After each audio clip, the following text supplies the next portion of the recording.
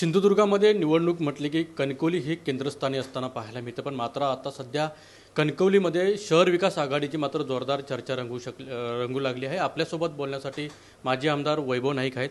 साहेब, आपण शहर विकास आघाडीबाबतचा शिंदेंसोबत जाण्याचा जो प्रस्ताव होता तो मातोश्रीवरती उद्धव ठाकरेंपर्यंत घेऊन गेला होता, नेमकी काय चर्चा झाली?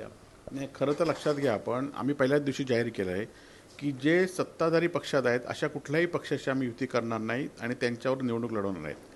परंतु या कणकवलीमध्ये जो नगरपंचायतमध्ये मोठ्या प्रमाणात झालेला भ्रष्टाचार आणि त्याविरुद्ध सामान्य लोक एकत्र आलेले आहेत आणि त्यांनी एक प्रस्ताव दिला आहे की आपण शहरातली पक्षविरहित अशी आघाडी या ठिकाणी करूया। आणि खरं तर त्यामध्ये आमच्या पक्षातले कार्यकर्ते असतील, इतर पक्षातले कार्यकर्ते असतील, काही पक्षविरहित कार्यकर्तेसुद्धा निवडणुकीत उभे असतील, त्या दृष्टीने चाचपणी सुरू आहे।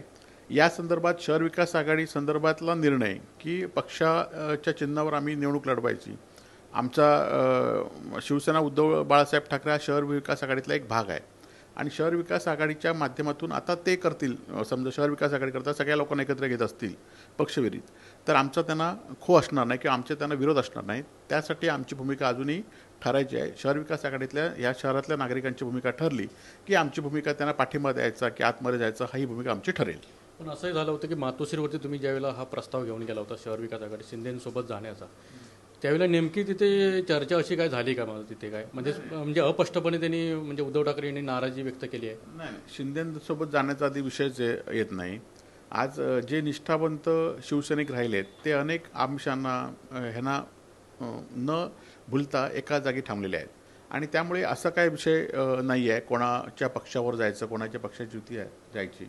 आणि त्यामुळे आमचा हा प्रयत्न आहे की या शहरातल्या भ्रष्टाचाराविरुद्ध थांबवण्यासाठी जे नागरिक पुढाकार करतात त्यांना आमचा विरोध असणार नाही अशी भूमिका उद्धवजींना मांडली आणि उद्धवजींनी त्या संदर्भातला आमचा काय निर्णय झाला की मग त्या संदर्भात निर्णय देतो म्हणून सांगितलं। कणकवली शहरामध्ये शहर विकास आघाडी होणार, पण मात्र शिंदेंसोबत होणार नाही?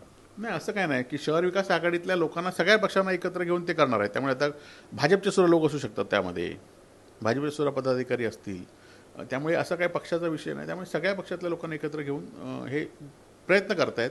यशस्वी झालं तर आमचा त्याला खो असणार नाही। आज त्या महायुतीची आज रणनीती ठरणे शक्य आहे, म्हणजे महायुती होणार की नाही होणार सिंधुदुर्गामध्ये ती एक फॉर्म्युला ठरणे शक्यता आहे, कसं बघता याकडे? खरं तर आता महायुतीमध्ये राहिलं काय, एकमेकांमुळे आपण निवडून आलो म्हणून दोघंही सांगतायत, दोघंही एकमेकाचे कार्यकर्ते एकमेकाचे उमेदवार चोरतायत, फोडतायत, आमिष देत आहेत। ह्यांनी 100 रुपये दिले तर तो दुसरा 200 रुपये देतोय, ह्यांनी 200 रुपयाचं आम्ही दाखवलं तर पुढचा 300 रुपये आम्ही खर्च करतो म्हणून सांगतायत। त्यामुळे ही आता काय फक्त ही आजची बैठक ही त्यांचं प्रातिनिधिक आणि सोपास्कार आहेत आणि त्यामुळे आता खरं तर कार्यकर्त्याच्या फोडाफोडीमध्ये पक्ष फोडलेला आहे आणि त्यामुळे ही राणेंच्या 2 बंधूंची वर्चस्वाची लढाई आता सुरू झालेली आहे। सध्या कणकवलीमध्ये एक बॅनरबाजी झाली होती प्रचार कार्यालयाचं, तिथे पहिलं महायुतीचं बॅनर लावण्यात आलं होतं, नंतर ते भाजपचं बॅनर, त्याच्यामध्ये एकनाथ शिंदे असं निलेश राणे यांना हटवण्यात आलं होतं।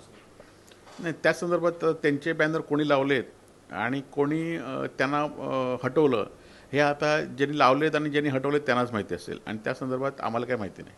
महाविकास आघाडीचा काय फॉर्म्युला ठरला आहे का निवडणुकीत? नाही, आम्ही शिवसेना म्हणून सगळीकडे लढतोय, ज्या ठिकाणी एकत्र येता येईल त्या ठिकाणी एकत्र येईल।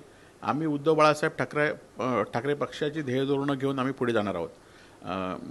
आम्ही हिंदुत्वाचं, उद्धवजींचा, मराठी माणसांचा विषय घेऊन पुढे जाणार आहोत आणि त्यामुळे हे विषय ज्यांना पटतील ते आमच्यावर येतील। नक्कीच।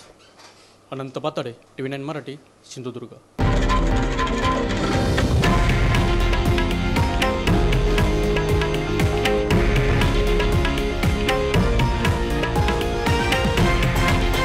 हे आहे देशातील नंबर 1 न्यूज नेटवर्क आणि आपण पाहत आहात TV9 मराठी, एकमेव।